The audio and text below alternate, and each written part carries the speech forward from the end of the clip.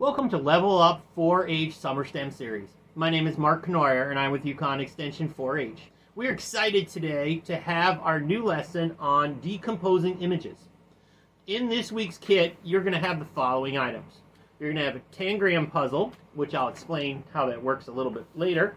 You're going to have an index card or note paper, something that you can write on, and something to write with. I have my pen here. What we're going to focus on today is decomposition. Decomposition is taking a problem or an activity and breaking it down into its parts. I'll explain how that works. For example, I like to use the example of making a peanut butter and jelly sandwich.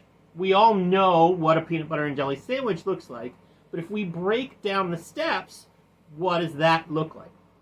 A, we have to take the peanut butter out. Then we have to get the jelly. Then we need to get the bread. We need to take the bread out of the bag. We need to take the lids off the peanut butter and jelly. We need to spread the peanut butter on the bread. We need to spread the jelly on the bread. You get the idea. There are lots of steps that go into making a peanut butter and jelly sandwich. What I'd like you to start with is to take your card and think about something you do every day. It could be brushing your teeth. It could be making your bed. It could be packing your lunch for school. Whatever it might be, I want you to think about decomposing that activity and writing out the steps that it takes for that activity to happen.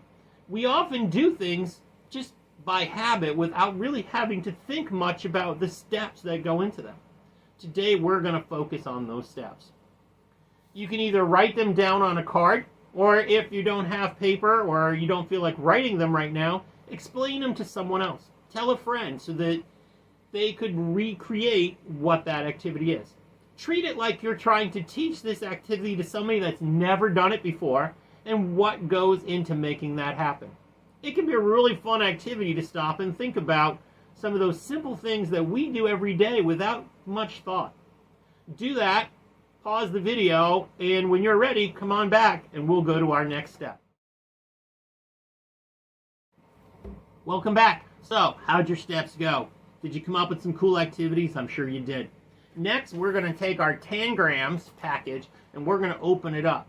When you open it up, you're going to see you have a little tray with wooden pieces like this. Be careful when you're taking them out because the little pieces can actually fall out, which is what you want them to do. Each square has 7 different shapes. So we have some different sized triangles. We have a square and we have a parallelogram. Those 7 shapes are going to be used to make different items, different pictures. I want you to take yours out and play around with your pieces and see what kind of other shapes you can use. Now, the way a tangram puzzle works is that whatever you're building should use all 7 pieces that you have in front of you. If you look at our instruction sheet this week, there are a number of images, outlines, which you can try to recreate using your tangram puzzle pieces. I encourage you to try them out and see how well you can do. You can also go online. There's lots of different places that you can just Google tangram puzzles and you can find lots of different ones that you can try. This is a lot of fun activity. And again, it talks about decomposition of taking each of these little individual pieces and making them into parts of a bigger picture. And so taking these and playing with them and seeing how you can make a full picture by using all 7 little individual pieces. Play around with that and check back and we'll close our activity for today. Welcome back. So how'd you do? Did you do well with your tangrams? Were you able to recreate the pictures we gave you? Now, for our last activity today, I want you to take your tangram shapes and I want you to make your own puzzles. Design a shape using all 7 pieces on a piece of paper, kind of like this, and then trace that shape out and pass that to a friend to use their blocks to try to recreate what you built. It's a lot of fun to come up with new creative ideas on what we can use. Also, be sure to check our bonus activity this week and see where you can find other examples in nature or around your house of how decomposition works as we break down larger activities into its smaller steps. Have fun, check it out, and be sure to like Yukon 4-H if you like this activity. We have more activities on our website, or you can check out more online activities at Clover by 4-H. All links are on our instruction sheets.